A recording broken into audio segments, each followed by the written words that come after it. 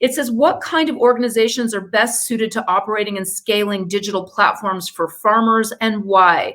And obviously, we don't have the mobile network operators here on the panel. We don't have the ag co's. We don't have the banks here on the call. We've got platforms and innovators from government. What would you say are the kind of key strengths and weaknesses of different types of platforms?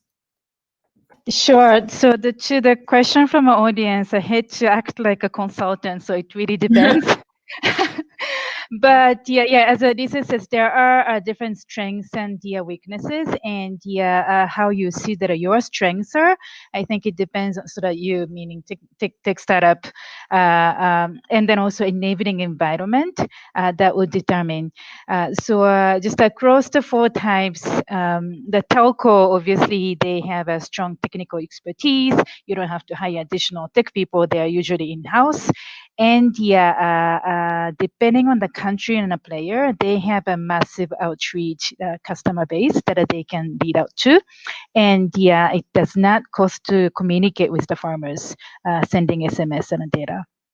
However, they tend not to have any agricultural or the field experience. And even the field agents, airtime agent or mobile money agents are very different people than the field agents that are needed to engage the farmers. So it's a building from the scratch.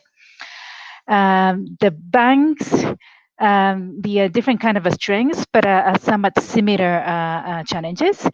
The banks, obviously, they have a huge capital, and so going into the finance and the managing a credit that can be done is a huge asset, given that access to finance product tends to be one of the core product on any platform, and then a huge needs from the farmers.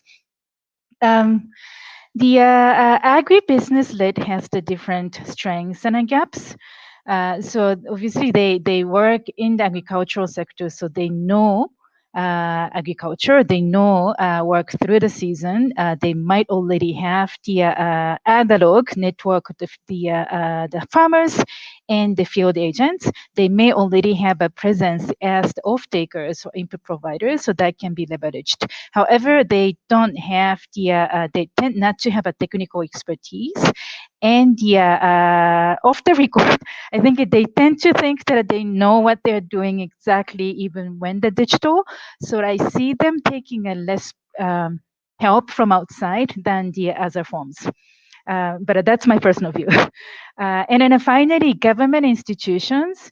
And Boniface can, and then Vinay obviously can speak to this more. But I think one is that they are not chased by donors or rushed to make a sustainable return, but really the core focus on making a farmer's productivity and life better. Hence, that gives some leeway to work on the innovation. They have a strong, so when it's housed at the organization like a CALO or any other agricultural organization, there is the in-house expertise of agriculture, tends to have the field force. However, given any government implementation body, they may face some internal capacity because the funding needs. Sorry, just pause me. Let me pause here.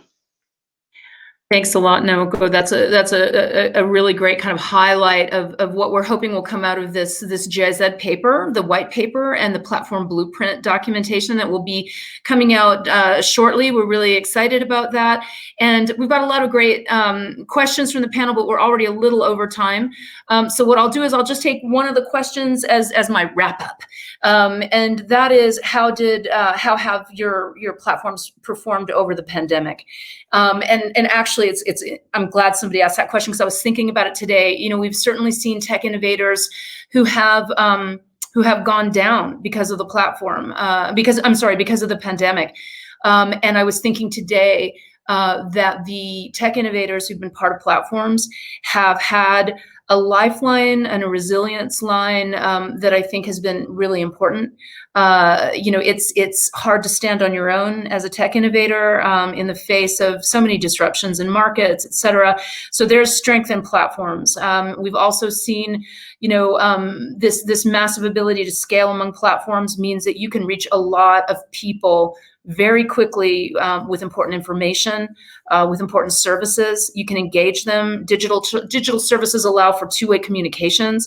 So we've been able to, with our platform partners, reach 14.5 million farmers in the last 6 months on platforms in a digital environment related to, both COVID and desert locust, and making farmers part of the solution, making farmers part of the reporting solution. If they know that there have been COVID outbreaks, wow, where can I get tested for COVID in my rural location? Can I give COVID to my cattle? These kinds of things are serious. What markets are open, which are not? These are the kinds of environments where we can hear farmers on digital platforms at scale. We can respond to farmers on digital channels. We can also make them part of the epidemiology and the solutions. When farmers say desert locusts are in my area, we can report that out to governments and FAO, UN agencies, and help them respond. So I think that platforms do have an incredibly important role to play in scale up and in leapfrogging huge amounts of challenges that tech innovators face.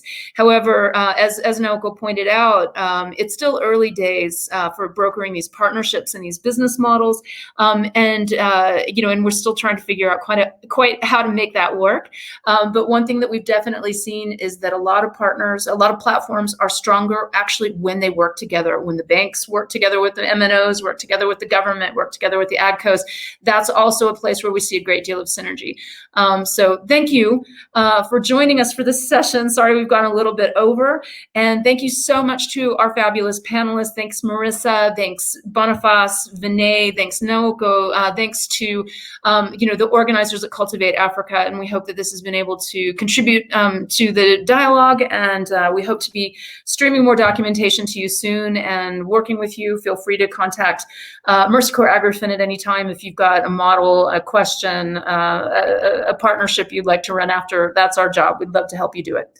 So thank you so much. Everybody have a great night and rest of your event.